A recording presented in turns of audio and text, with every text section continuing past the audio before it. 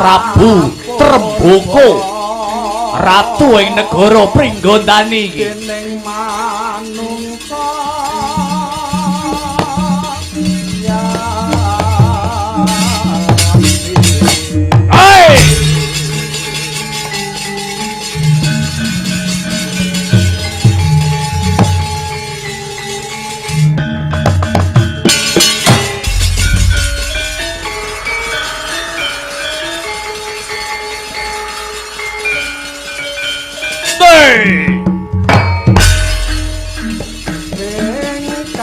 Raden Arimbo aku Gondok kalawan bejo kan paratata kaming pati munggutu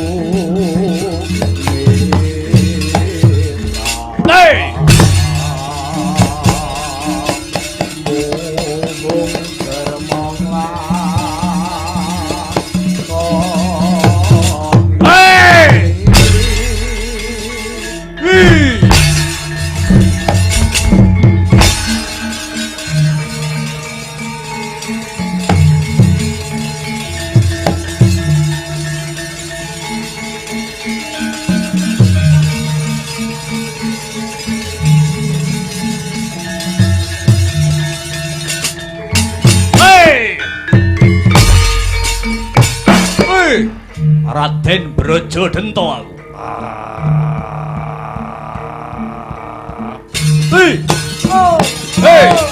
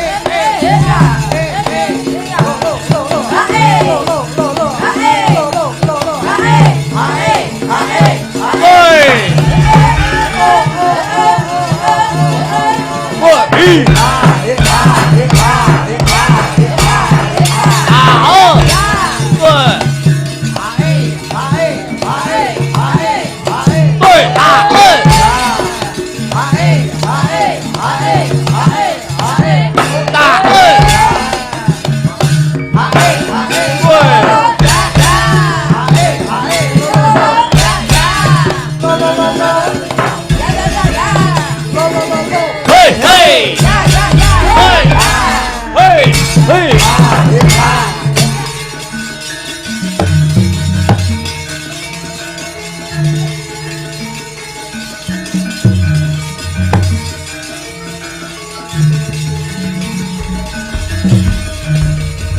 Haha. Hei.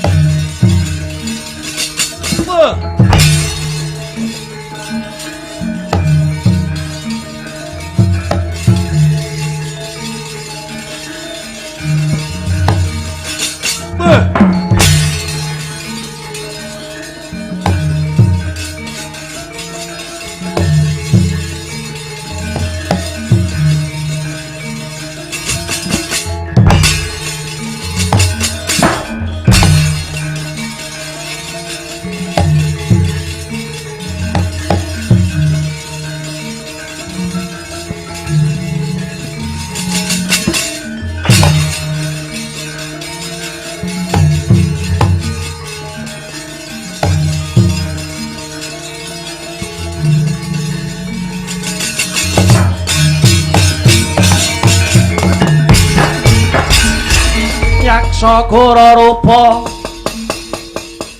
Risedeng Nalendra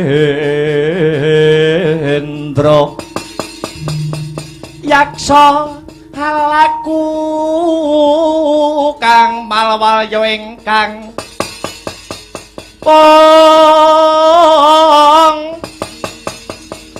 gambira marang ngisi siyung metu Prabowo Goro mawalian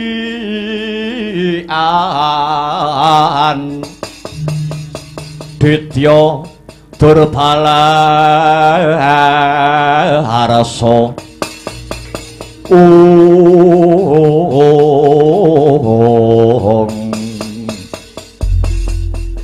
Arca manik sejatining alam kang tinuding jagat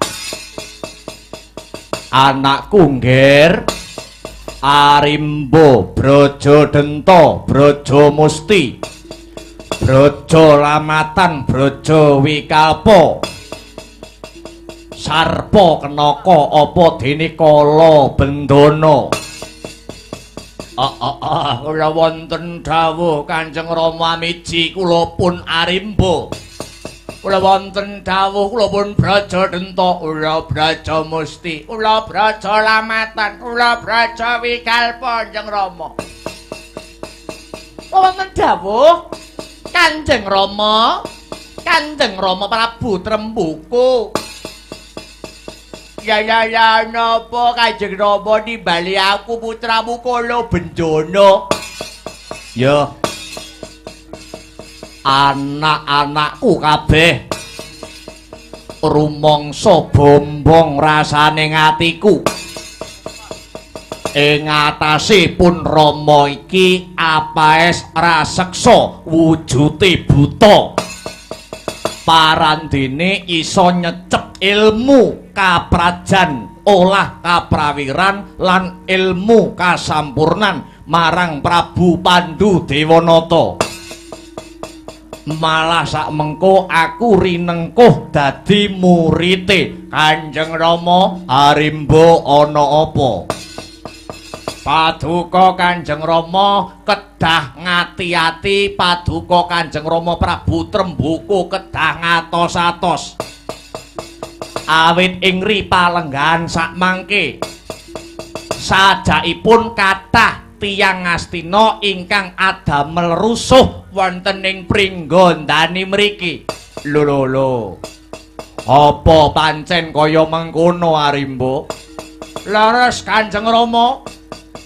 Punika sedaya dawuh pangandikanipun Kakang Arimba tinemu leres. Dereng dangu menika kula angsal laporan saking panguwasa wilayah Pringgondani sisih kidul. Mbok bilih tiyang-tiyang Ngastina sami damel ontran-ontran. Mratandani, mratelakaken boten remen kalian bangsa Pringgondani. Mboten namung menika Kanjeng Rama.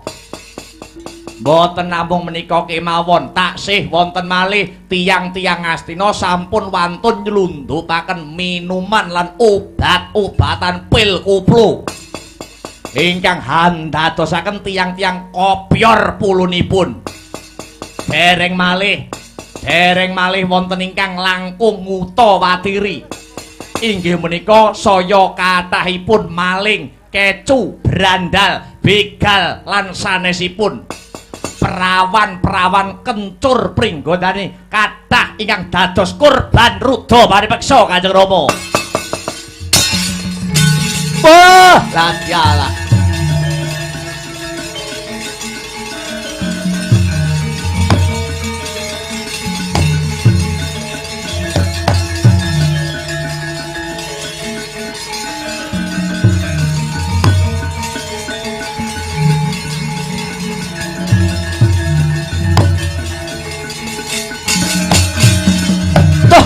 Ladalah. Kanthi dasar apa kowe ngucap sing gawe ontran-ontran iki wong Ngastina? Aja-aja kuwi kabeh pakartine wong-wong manca sing sengaja mojokake negara Ngastina. Jalaran ora seneng yen Pringgondani memitran kelawan Ngastina. Aduh Kanjeng Rama. Munika saestu atur kula Kanjeng Rama. Awit tiyang-tiyang ingkang tumindak culika menika saben kecekel mesti ngaku kongkonane Patih Gandamana. Kutha Pandhawa tata gati wisaya Ngendriyaksa Sara Maruta Pawana Bana Margana.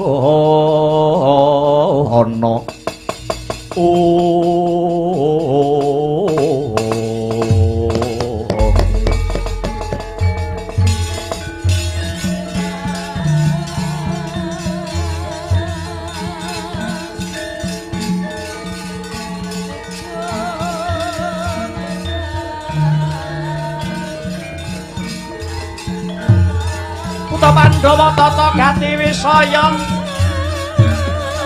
Ngendriyaksa Sara Maruta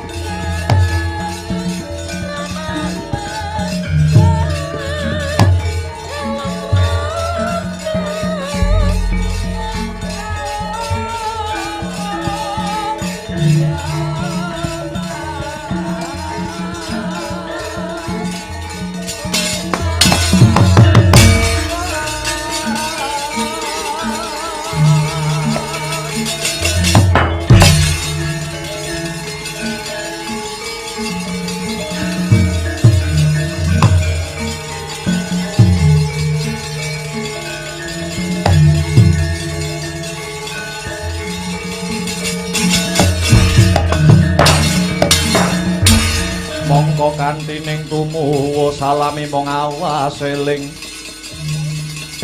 lukitaning alam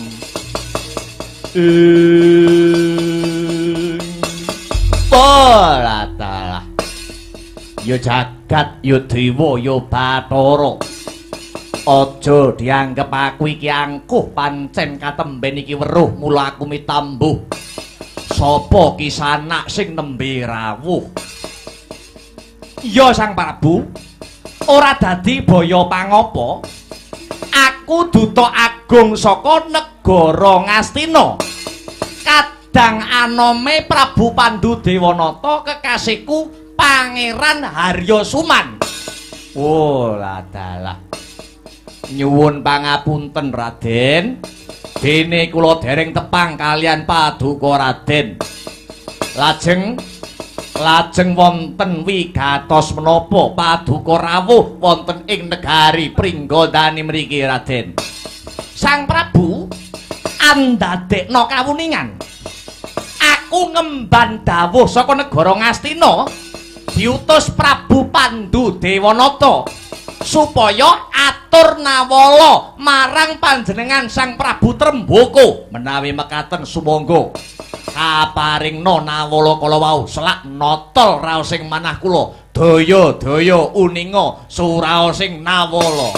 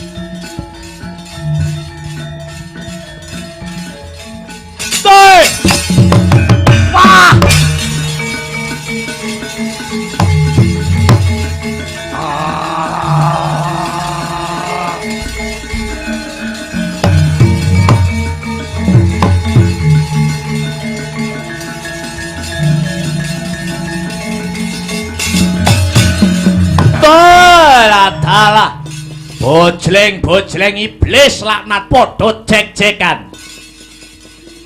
Kanjeng Rama Prabu wonten menapa dene paduka Kanjeng Rama Prabu semu nawung duka Dewaji?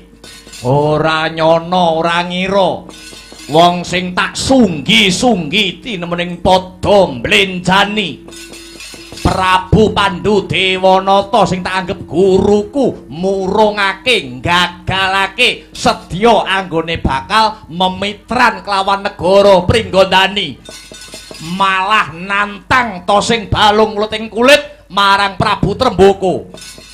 Waduh Rama, tegesipun Prabu Pandhu anggenipun mulang muruk babagan kaprajanan kaprawiran namung kangge kedhok anjajaki kaprawiran lan kadegdayanipun paduka Kanjeng Rama Prabu Tremboko.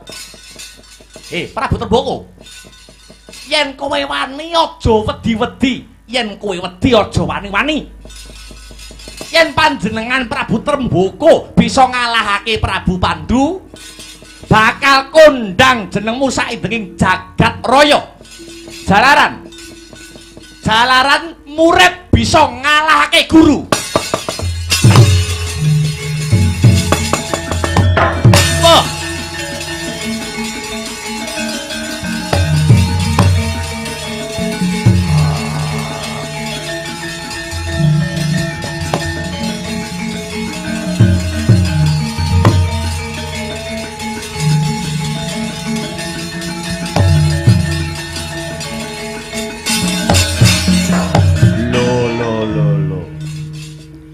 Kok Harya Suman malah nyengkuyung aku, Ngger.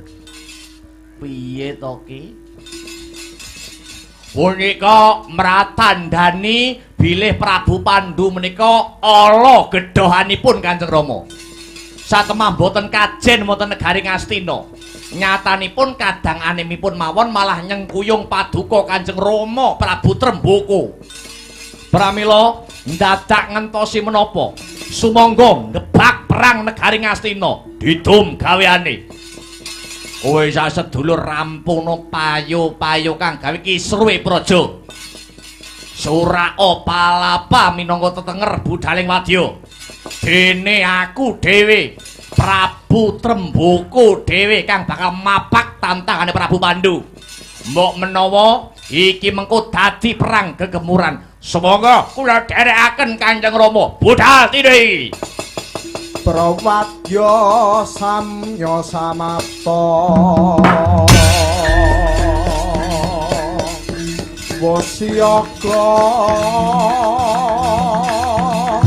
arsa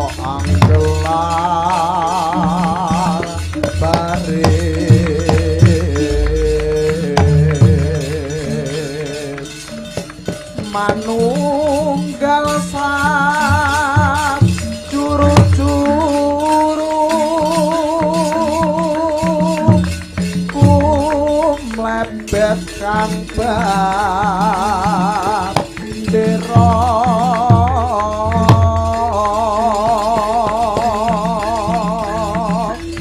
tambur selompret gong beri munyo mangungkung robasyo bolo palapa manunggal sikrolu mari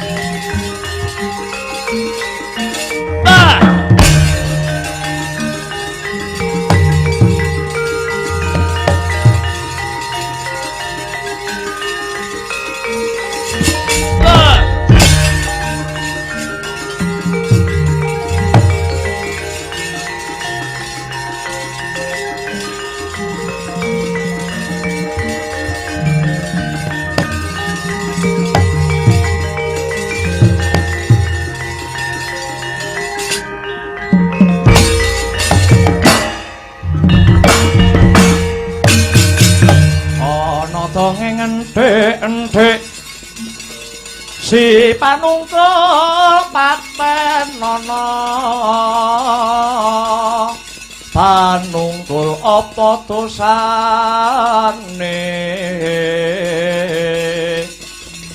dosa ngumpuli sasama aja dindak kualat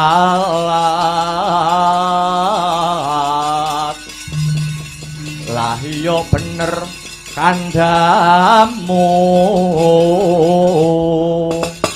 lali sumber katiwasan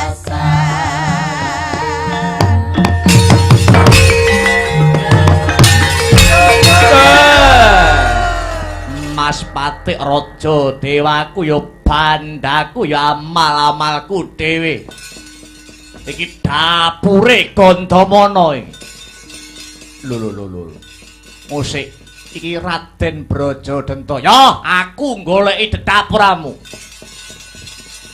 kowe menungsane Gandamana kowe sing nyelundupke obat-obatan dem-deman pil koplo marang negara Pringgondani satemah uteke para kanoman para taruna muda kang mapan negara Pringgondani dadi kobyor ilang mentale merosot sing dadi akhlake Gandamana sing nyelundupke barang-barang haram yo dapuramu apa sing mbok kepingine apa sing mbok pamrih lho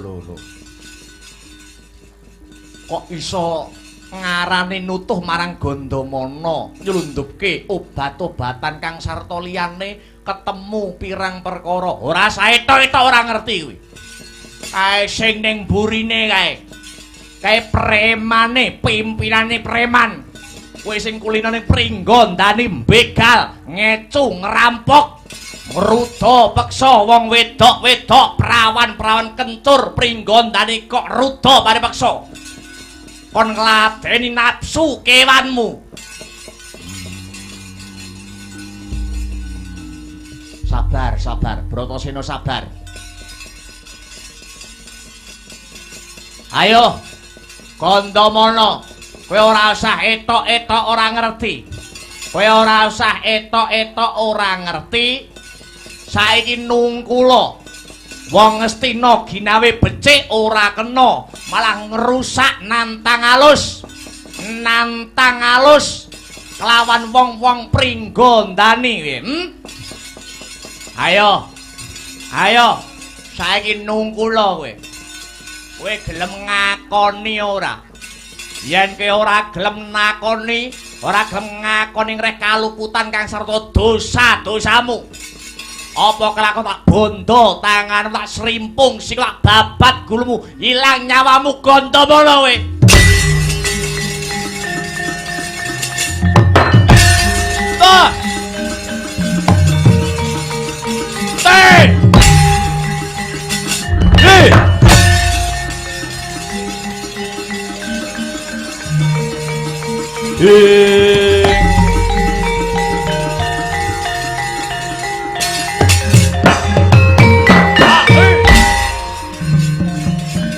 Lena dadi kondo kowe Gandamana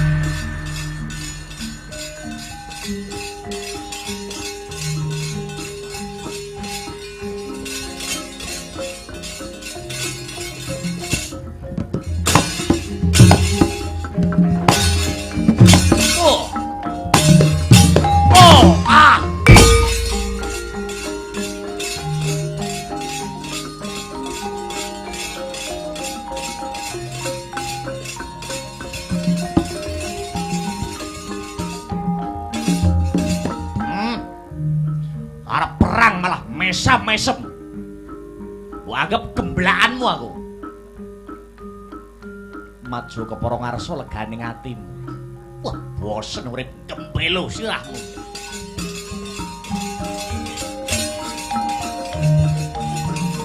Baik.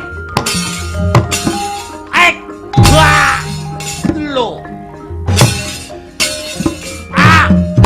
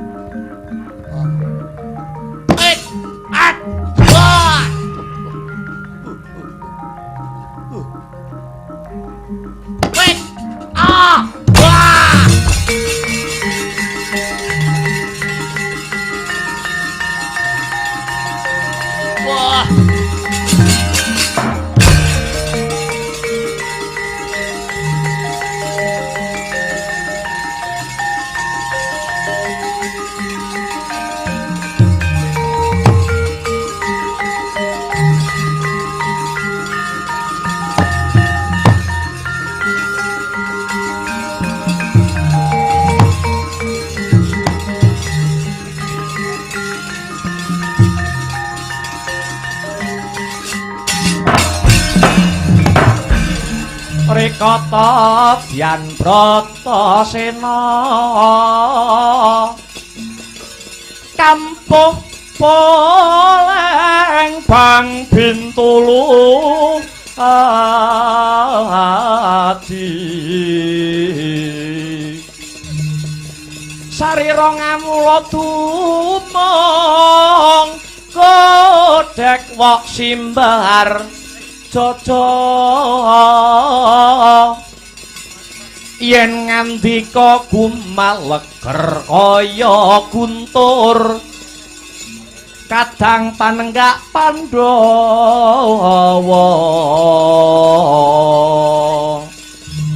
mawa sindung yen maris balatala Bang Titi Kala Ludra Mas Matik Raja Dewaku iki pimpinane begal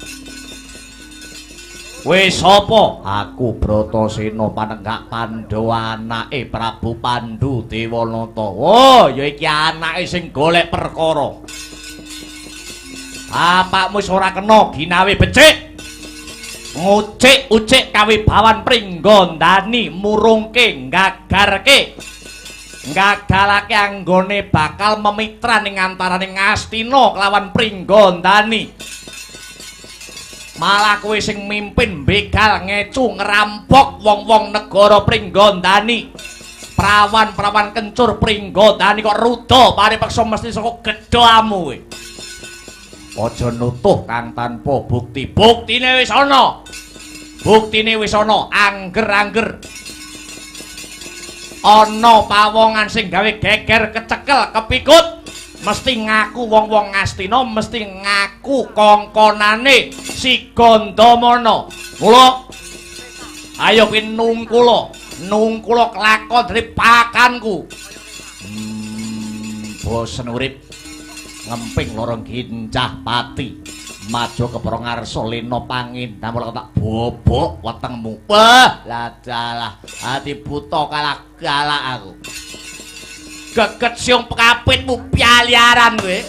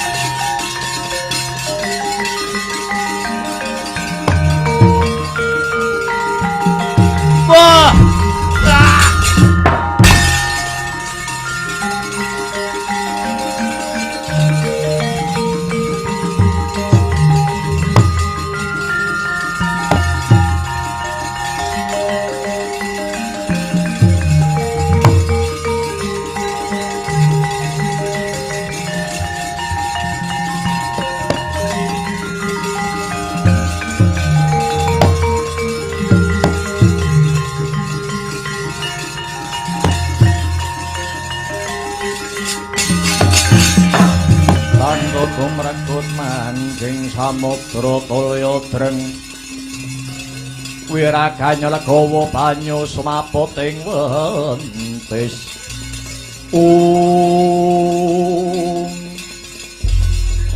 wis Bratasena Gandamana pamanku kepriye prayoga mundura wae ya Bratasena kowe mundura wae.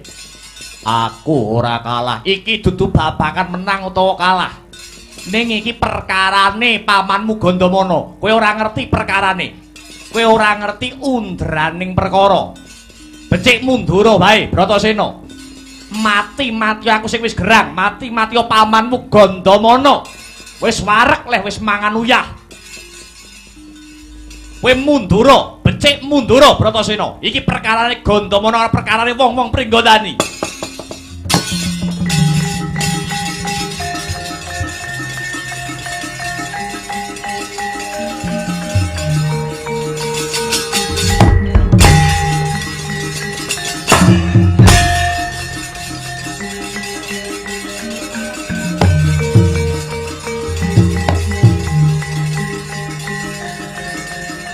Gundala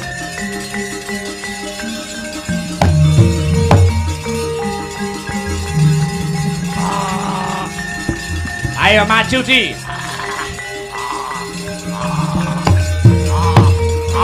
Oh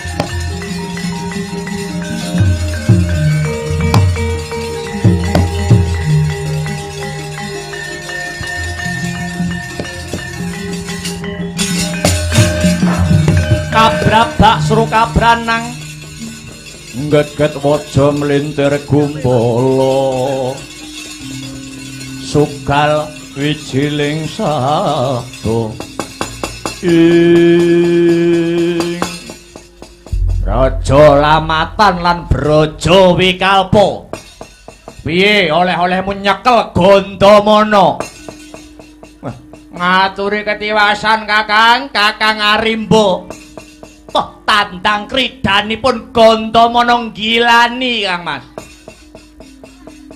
Ngaturi ketiwasan Kakang Mas Arimba. Wah. Kula mboten kuwawa. Ngadepi tandang kridanipun Gandamana. Cokat cakut rengginas trampil petang dina ora nek kendhone blas. Wah. Edanane Gandamana nggih. Ya, akale kalah, akale sing digunakne. Carane kados pundi Kang Mas? Kae. Ana tapel wates Ngastina lan Pringgondani ana wujute sumur. Inggih, nanging niku sumur upas. Lah iya kuwi. Sumur upas. Sapa sing mlebu sumur upas mesti bakal tiwas. Aku tak nyedak ana sumur upas, Gandamana tak sumbarane. Mengko yen Gandamana wis jumangkah bakal tak endani karep ben ngenes sajroning sumur upas. Mekaten Kakang Mas. Yo, wis mundur. Tak sumbarane Gandamana karepen mlebu ana ing luweng tapel wates negara Ngastina lan Pringgondani.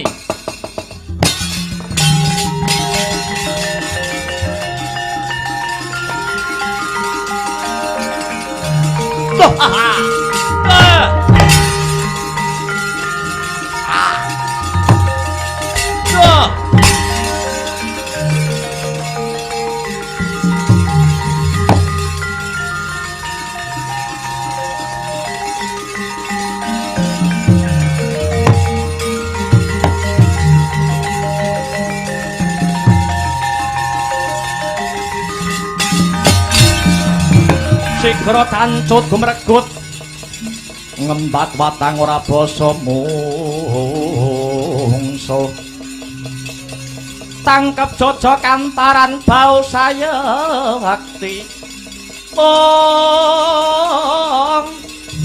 sing olena prapteng lampu sirna madyaning palagan sirna madyaning palagan.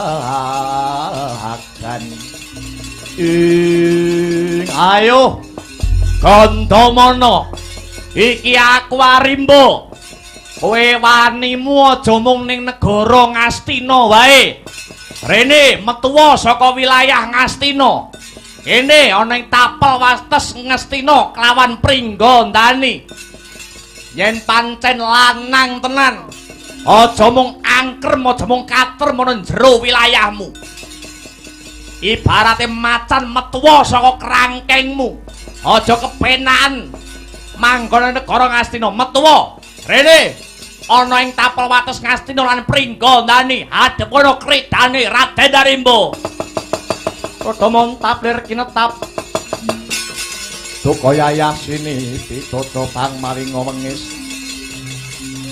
kumedhot padoning lati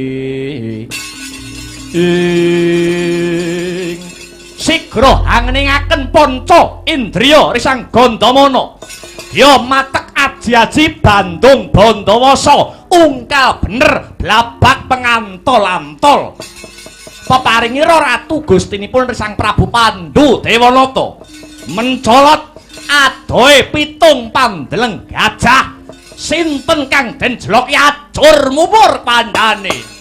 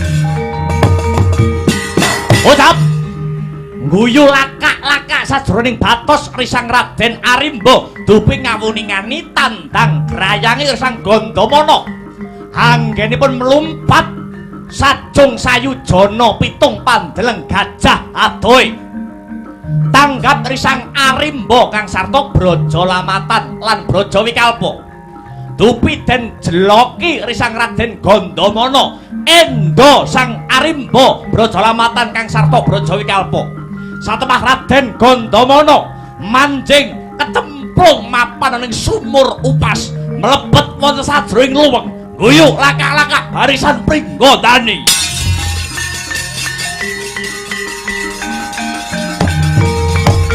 jiwa manjing ayo Gandamana ayo Reneo Reneo Hey!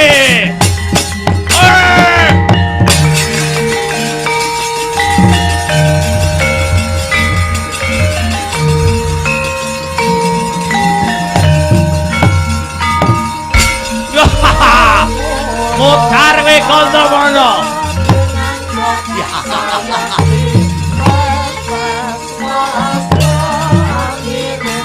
Hei, hei.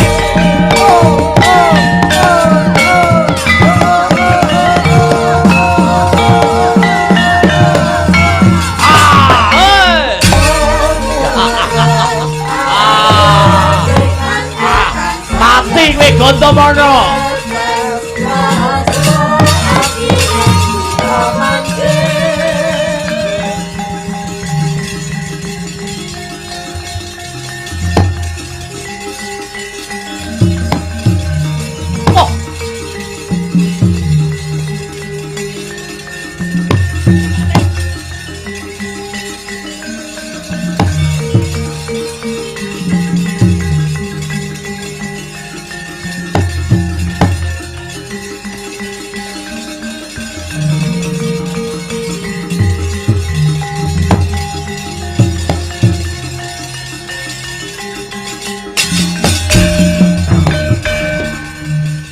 Kurupati Dursasana. Kula wonten dawuh Paman Suman. Kula wonten dawuh Paman Suman. Gandamana wis mlebu ana luweng. Mlebu ning sumur upas. Ajeng kersanipun kados pundi? Watu-watu sing mapan ana Ngastina nggo nguruk sumur iki. Nguruk sumur upas iki. Wah, menawi Paman Gandamana dumugi ning seda kados pundi Paman? Cangkemmu menenga. Pancen kuwi sing tak ajab. Wis ora usah kakehan pitakonan. Para kura diperintahke. Watu saenenge kon nguruk sumur upas nganti watune kebak ana ing lambene sumur.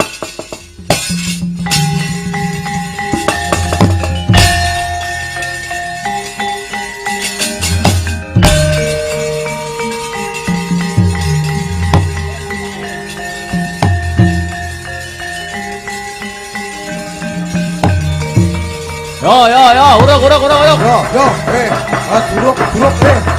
Yo, dihitungi. 1, 2, 3.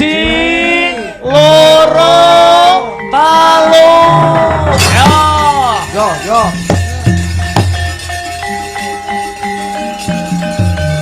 Yo, diuruk yo.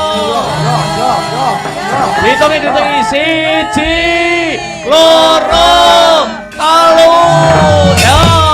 3. Yo.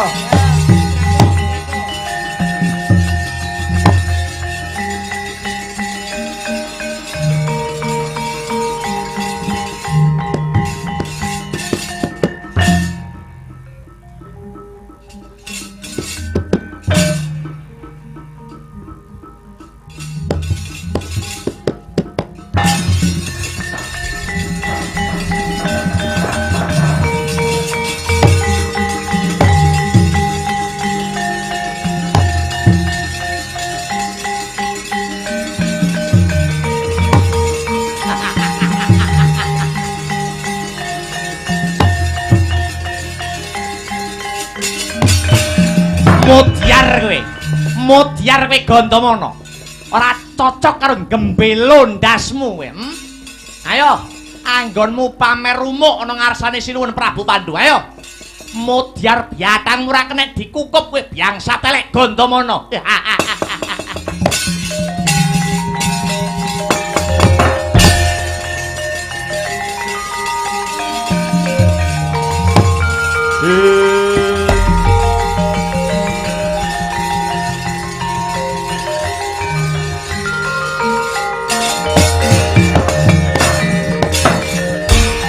Kantut gumrekut ngembat watang raposo mungsuh tangkep dodok antaran bau sayep yo jagat dewa Bathara jagat tangis tungkara lelakon kok kaya mengkene Suman kok kaya ora enek wong ngerti marang glagat lan pasemonmu mbok kira pakartimu kang kaya mangkono ora ana wong sing nyumurupi kowe mbodhokake kelawan Widura ya perkara Suman gampang ning sing tak pikir siang pantaraning ratri iki gek kepiye panandange si Gandamana kamangka kuwi sumur upas sumur kang gawat kliwat-kliwat wingit kepati-pati Aja teko nyemplung anguk-anguk wae kena sungupe sumur upas mesti ketiwasan. Yo, mara coba aku bakal sowan ana Kahyangan Arga Tumelung. Sowan ana ngarsaning Bapa Panemban Begawan Guna Bantala. Rama Panemban, kula ingkang sowan Rama.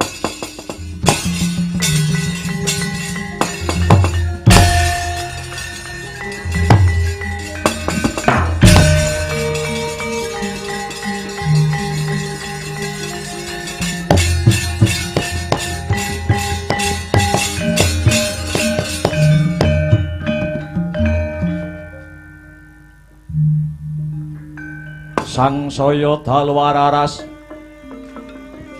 abyor kang lintang kumedhap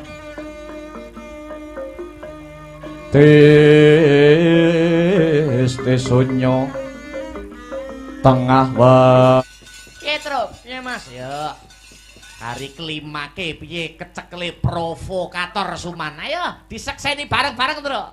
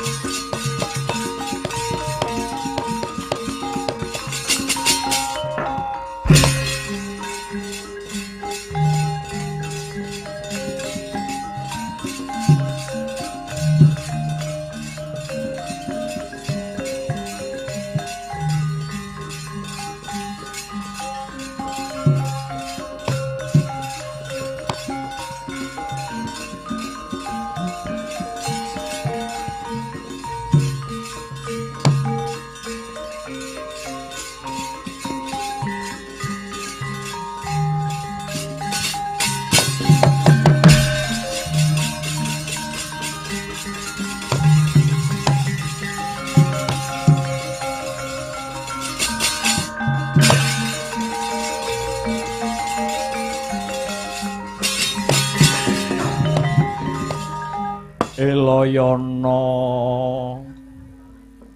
mati-mati Wruhametri Lasa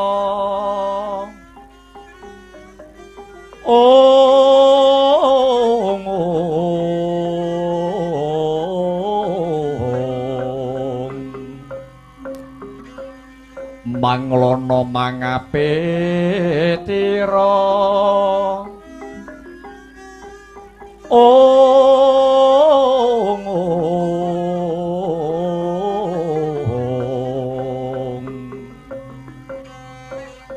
gending marionang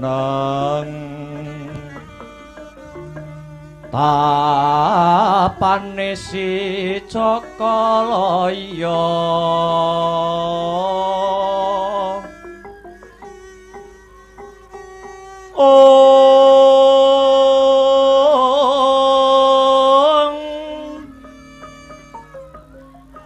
lir dadit ya mandragini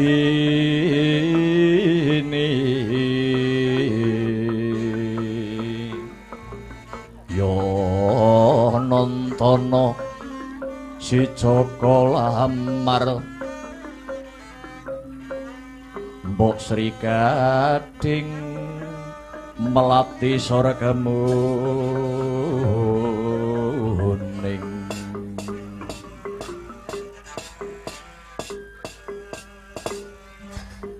Widura kula wonten dawuh Rama Panemban Begawan Guna Bantala. Yai Semar, wonten dawuh Panemban. Iki mau aku wis sapejagong lawan bendaramu si Widura ana ing Pacrabakan. Inggih. Inggih Sang Panemban. Lah salajengipun kadosa pundi? Widura, kula wonten dawuh yang adi panemban. Pancen dina iki negara Ngastina lagi ke taman pepeteng. Ya sabab ana dom kang sumusup ing banyu. Inggih. Sedaya dawuh paduka kula sampun saged nampi. Namung ingkang andadosaken sumelang manah kawula Rama Panemban kawontenanipun kadang kula anem Yayi Gandamana ingkang sakmangke kecemplung sajroning sumur upas. Kinten-kinten paduka Panemban kahananipun Yayi Gandamana menika maksih saged dipun wiradati menapa mboten Rama Panemban. Mara coba tutna sak laku jantraku Widura. Sikra kang bala tumingal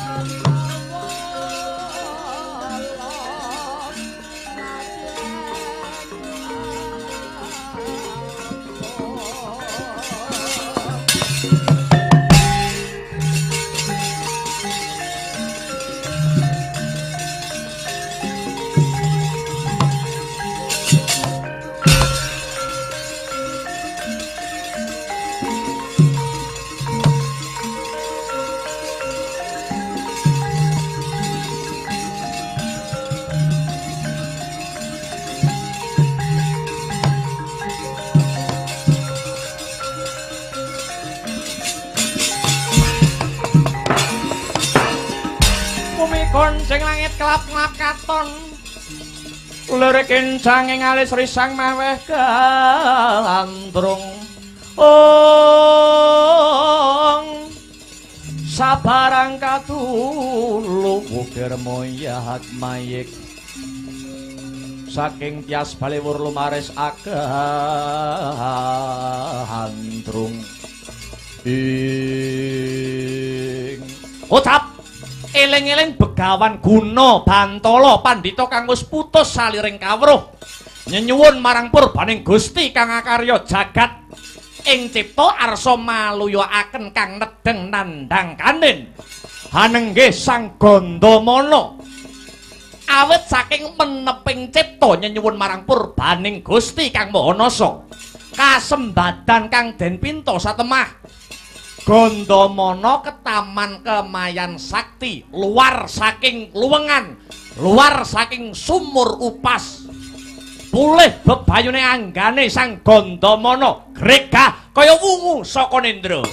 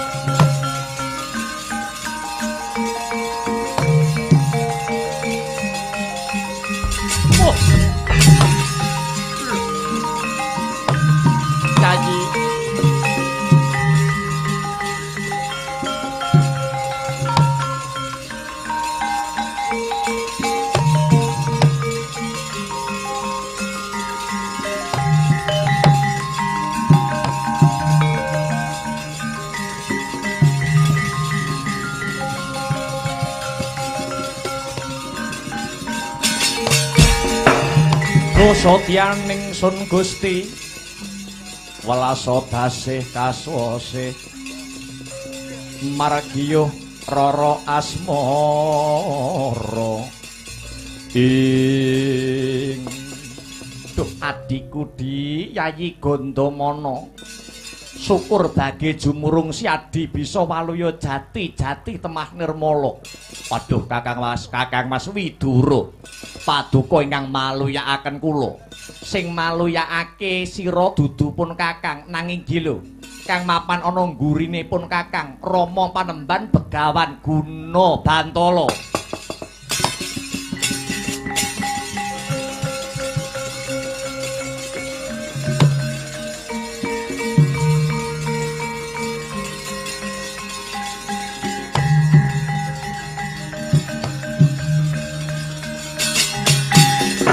Mama kaki padha dipun eling ing pituturingong sira uga satriya arane kudu anteng jatmika ing budi ruruh sarta wasis samubarangipun ing aduh Panemban ngaturaken panuwun kang tanpa pepindhan dene paduka Panemban sampun kepareng paring pitulungan dhateng jasad kula.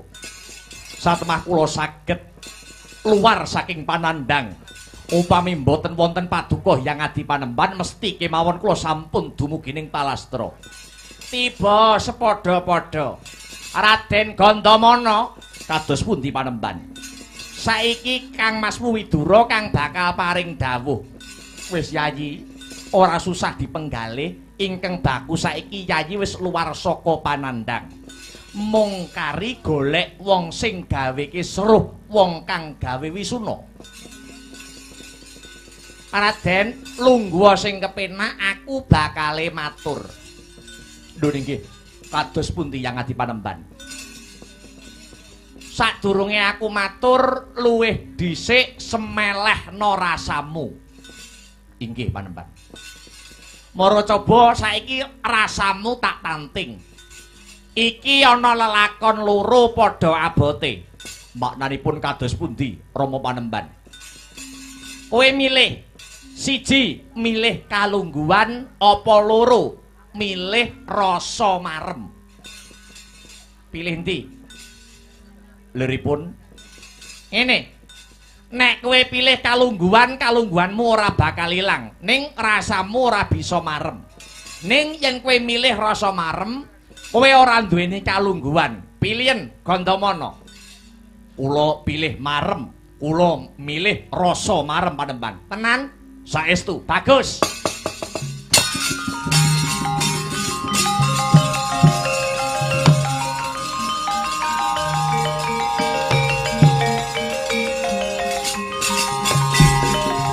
Widura kula wonten dawuh Panemban. Saiki blakakno kandha sing jujur. Yayi Gandamana sumurupa ya Yayi.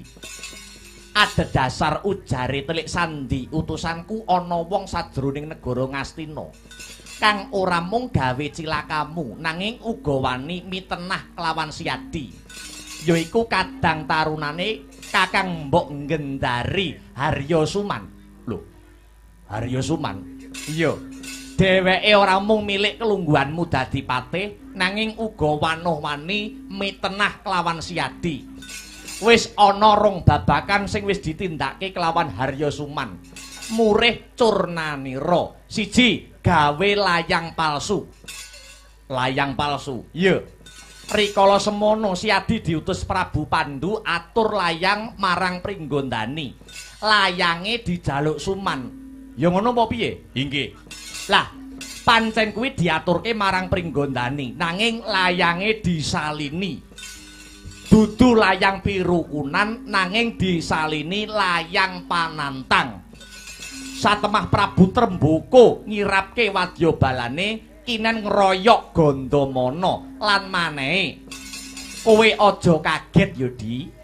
Yen to Suman sejatine wis nyebar prajurit saka Plasa Jenar, kinen mlebu ana wilayah Pringgondani, gawe kisruh, gawe giduh. Mbebutek banyu kang wis bening. Yen wong Plasa Jenar mau ana sing kecekel, banjur ngaku dikongkon kelawan wong-wong Ngastina. Utamane dikongkon kelawan Gandamana. Kabeh mau anjalari Siadi Bandayuda perang tanding kelawan prajurit Pringgondani. Nganti Siadi kecemplung sajroning sumur upas. Kowe ngerti sing nguruki Siadi sapa? Ora ana liya kejaba mung Harya Suman sakurawane. Dadi underaning perkara kabeh iki sumbere ya mung ana Harya Suman. Bangsat elek.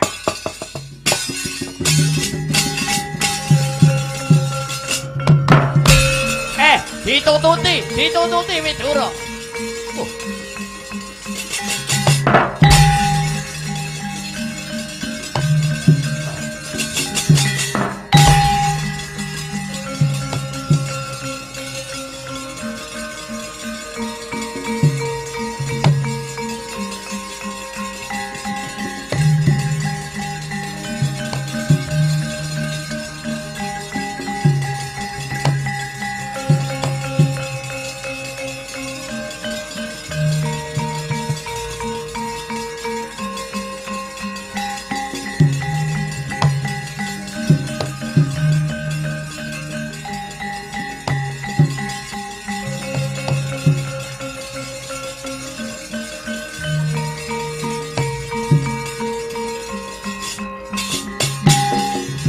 Punapata mirah ingsun prihatin Mas Pogong mijil tuhu dahar tanpa karya kang rinemekan Gusti.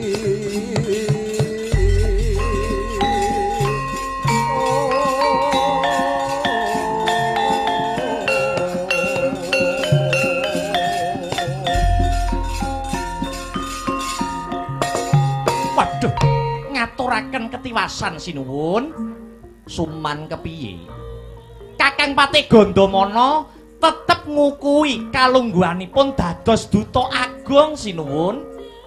Malah kepara layang kekancingan ingkang minangka bukti kula dados duta agung dipun suwek-suwek, dipun sebit-sebit kalian Kakang Gandamana.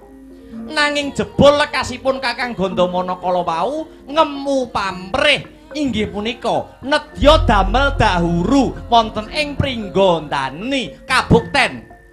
Mboten antawis dangu para yaksa Pringgondani samya ngeroyok Kakang Gandamana badya sekti mandraguna nanging gandeng Kakang Gandamana mlebet wonten wewengkon Pringgondani tanpa bala.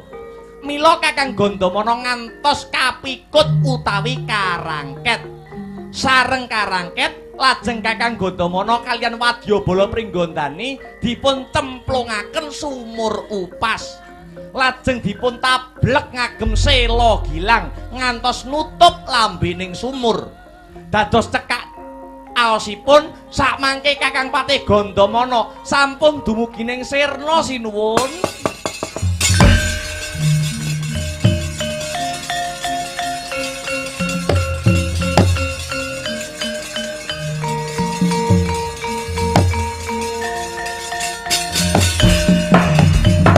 Melas dening lutira kawang-wang gegana pang sumirat ing Gandamana kowe wis mati di pripun Kakang Destarastra kadidene linalasan otot bebayu kula Yayi madhep rene Yayi aku bakal kandha.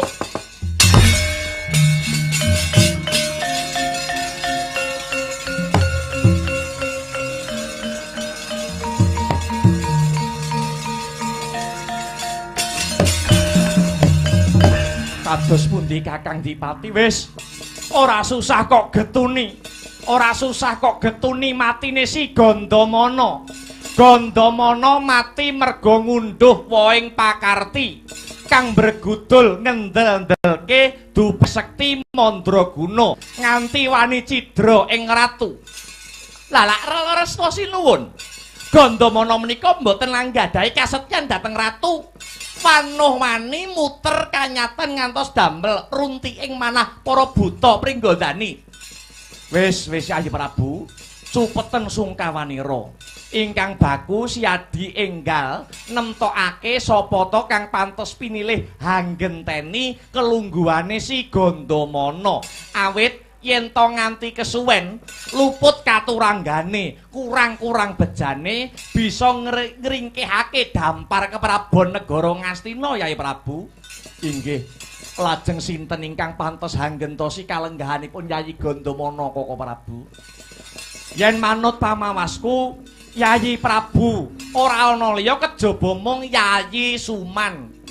Iki ora krana aku kadangipe, nanging pancen ya wis suwe Harya Suman anggone suwita marang Yayi Pandhu Dewanata. Kasetyane Harya Suman marang Yayi Pandhu nganti direwangi ninggalake dampar keprabon Praja Plasa Jenar.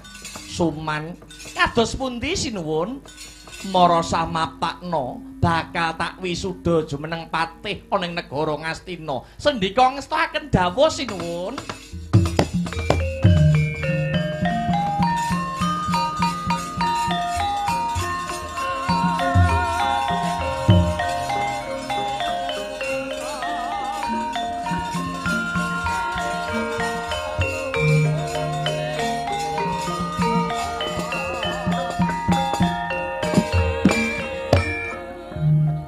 Nyebut asmaning Gusti ingkang murbeng dumadi, kula sumpah bilih pejah gesang kula badhe kula sramakaken wonten sahandap pepadanipun Ratu Ngastina. Menawi ngantos nyidrani panjenenganipun nata, mugi kula nampi welaking Gusti ingkang maha kawasa sineksenan jagat saisine.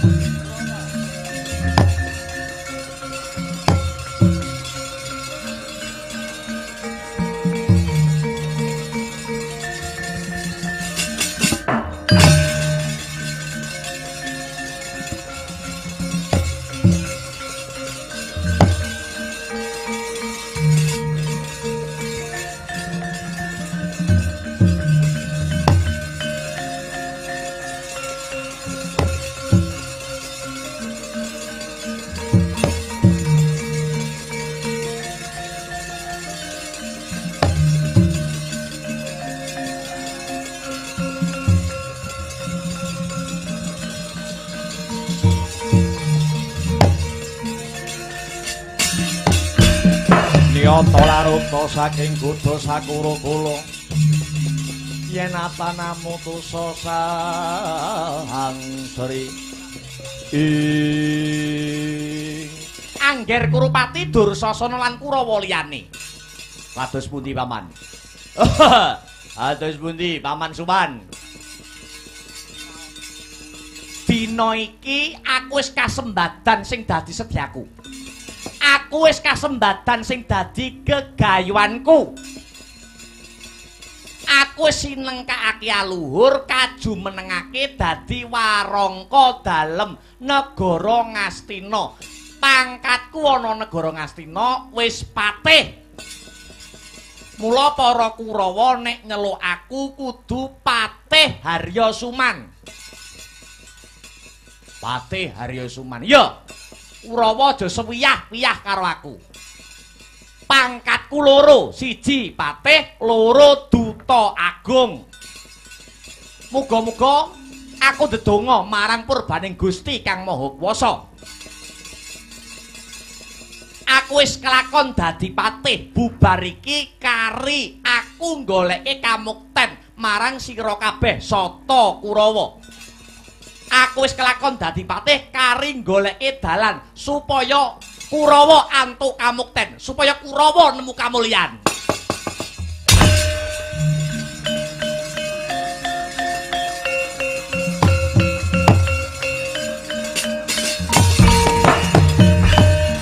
Yangsat elek Suman iki. Lho. Iki Kakang Gandamana.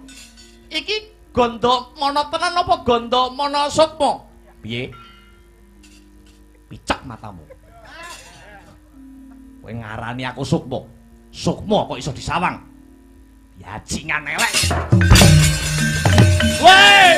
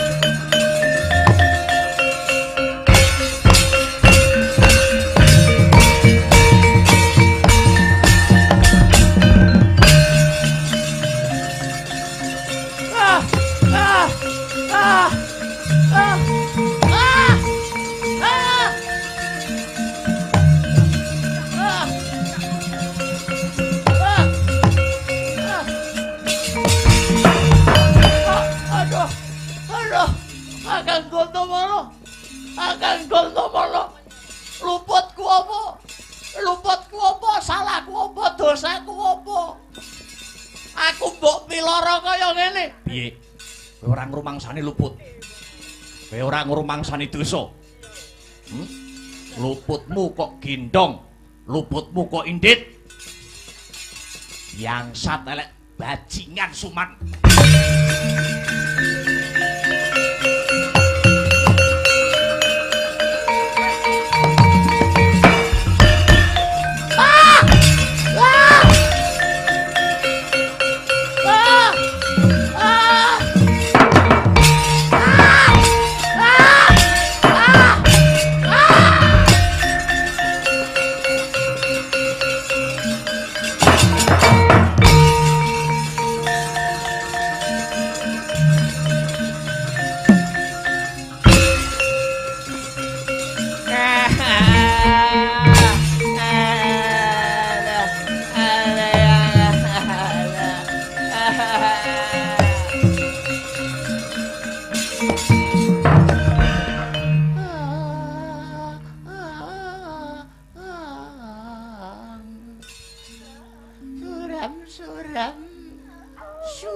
Surem. Aduh, mati aku. Gandamana kuwi miloro aku. Aku trima dadi atur sinuwun Pandhuba dadi apa kowe?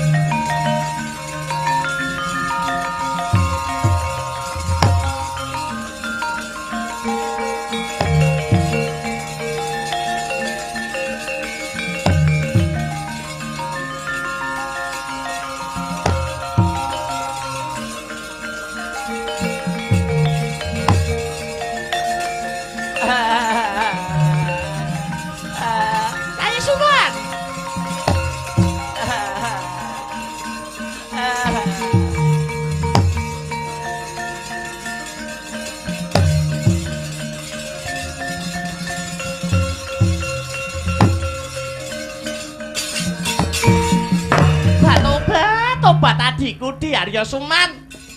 Kenapa ngopo wujudmu dadi rusak kaya ngene? Suman kowe matura to yayi kowe kenapa ngopo? Tobat rupamu kok malih pating pletot. Ilang kebagusanmu. Yen dapurmu kaya ana apa-ana wedokan sing gelem karo raimu.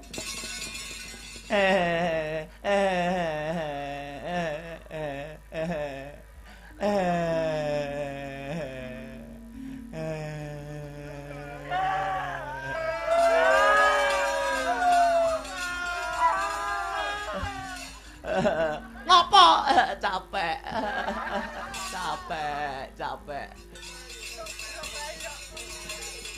Aduh, ngaturi ketiwasan. Sinuwun Pandu, tinemunipun jebul Kakang Gandamana. Tinemunipun jebul Kakang Gandamana maksih gesang Kakang Gandamana wangsul dhateng Astina kalian mangar-mangar pasuryanipun nyumbari tiang-tiang Astina. Kalebet sinuwun Pandu, badhe kula cegah Kakang Gandamana malah mula sara kula. Aduh sinuwun. Ulah nyuwun pengayoman sinuwun. Sinuwun kula ingkang sowan.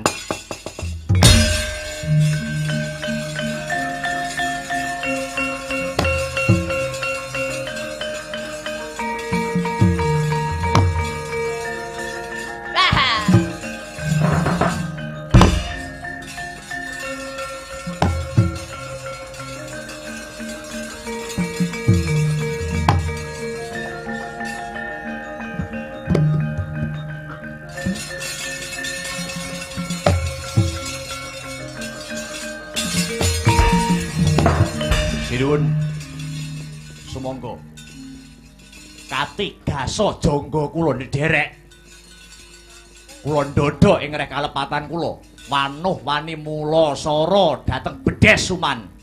Gandamana ora ngapa nggonku mulang jeneng sira ing reh kautaman. Kenang apa kok sira tumindak kang ora sak mestine? Kowe ndak kon lumarap Pringgondani ora takon perang, ning takon mangun kekadangan pagineo. Pagineo Siadi malah nyebar wisa mapan ning Pringgondani. Padha wae Gandamana ngucemake asmaning Prabu Pandu Dewanata. Sinuwun. Nyuwun pangapunten kula badhe matur. Ya, kowe tak wenehi papan kanggo matur. Ngaten sinuwun. Pringgondani wonten ontran-ontran menika ingkang damel nggih Bedes Suman. Kanthi ngatas namaaken Gandamana. Piyambakipun nyebar wisa nyelundupaken barang-barang haram. Mboten dugi semanten. Suman ugi ngengken preman-preman bayaran saking Plasa Jenar. Kinen begal ngecu ngerampok ngruda peksa wanita Pringgondani. Malah Suman sampun wantun gantos nawala perjanjen memitran ingkang paduka tapak astani sinuwun Prabu Pandu Dewanata. Dados nawala panantang, nawala memitran dados nawala panantang. Mila lajeng prajurit Pringgondani ngroyok kula. Kula kareka daya ngantos kacemplungaken wonten sumur pas. Sareng kula nyemplung. Suman perintah para Kurawa kinen nablek sumur damel sela-sela. Yuwananipun lajeng kula angsal pitulungan Sang Begawan Gunabantala. Gandamana kula apa kabeh aturira bisa ndak percaya. Lho nggih sinuwun. Punika wonten paseksen, wonten seksinipun. Lho nggih punika Kakang Yama Widura. Piye Widura sira matura? Sinuwun. Samubarangipun sampun cetha ngeglo kang tanpa warana sedaya aturipun Yayi Gandamana menika leres. Kula lan para telik sandi kula ingkang dados seksi dumadining lelampahan ya jagat Dewa Bathara.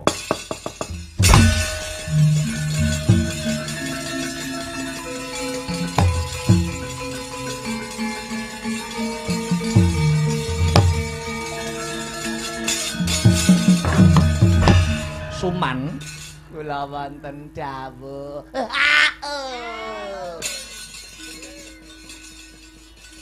Walah iki to wiwitane hahu. wiwit aku misuda jeneng sira Suman dadi duta agung, janjane wis jubriya rasaning Prabu Pandhu nanging aku durung bisa nduwa. Karana aku durung duwe bukti kasunyatane. Suman, ana unen-unen wong nandur bakale ngunduh, wong utang bakale nyaur. Kabeh mau wis sira sandang tinemune jebul, bagusmu mung kandhek ana lair. Mula batinmu sing tansah srei drengki dawen panasten banjur numusi marang tata lairmu. Nadyan mangkono Gandamana, ingsun ora bakal njabel sabda kang wus kawedhar. Suman sira tetep dadi pepatih ana Ngastina. Ya mung lekasmu kang kaya mangkono bakal cinathet ana bebrayan agung Gandamana. Kula sinuwun, nadyan sira mono dipitenah, nanging sira uga luput. Sira mono manggalaning negara kang ngerti hukum, nanging pagenea sira ngadili Suman kanthi cara pribadi. Tumraping hukum mestine sira Gandamana wis nampa pidana. Nanging ngengeti gedene lelabuhan kang sarta ngengeti awit sira dadi korbaning pitenah, mula sira sun patrapi paukuman malah kanthi adhedhasar adiling hukum. Jeneng sira kang wis sinebar ala ingsun dandani murih dadi becik. Tak baleni maneh Gandamana, kang sumebar jenengmu ala bakal tak dandani murih becik. Nanging Gandamana, kalungguhanira dadi pepatih ana negara Ngastina tetep tak pundhut bali. Sira ingsun paringi kamardikan dadi wong lumrah ana negara Ngastina ya kena. Ewadene ora, kowe ora trima bakal tak pasrahke marang jeneng sira dhewe, jeneng sira pribadi Gandamana.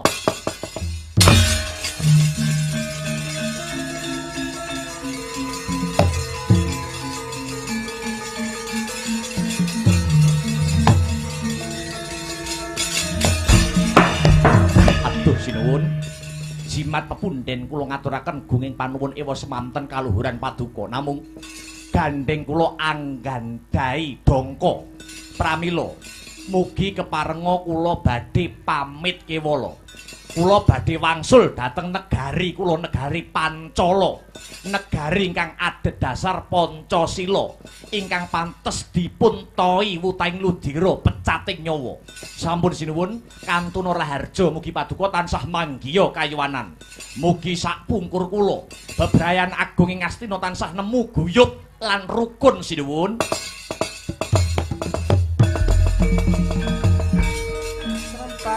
Ya amang untung kumyak kuyup milangoni rampa arancak kacan sigra sinangga anomi serampak ya amang untung kumyak kuyup milangoni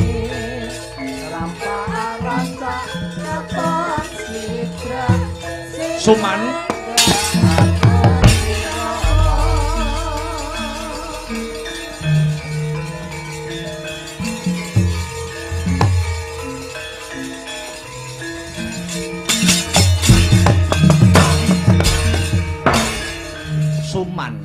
kula wonten dawuh sira kudu trima wujudira kang kaya mangkono. Prana kabeh mono ngunduh waing pakarti. Gandeng Suman wujude wis ora kaya biyen. Minangka tetenger jeneng sira bakal tak tambahi jeneng Suman. Kula badhe dipun tambahi tetenger sinten? Gandeng rusake ragamu kuwi disebabake saka unimu. Lingganing tembung sangka uni. Dina iki Suman bakal tak tambahi jeneng Sengkuni. Astabrata.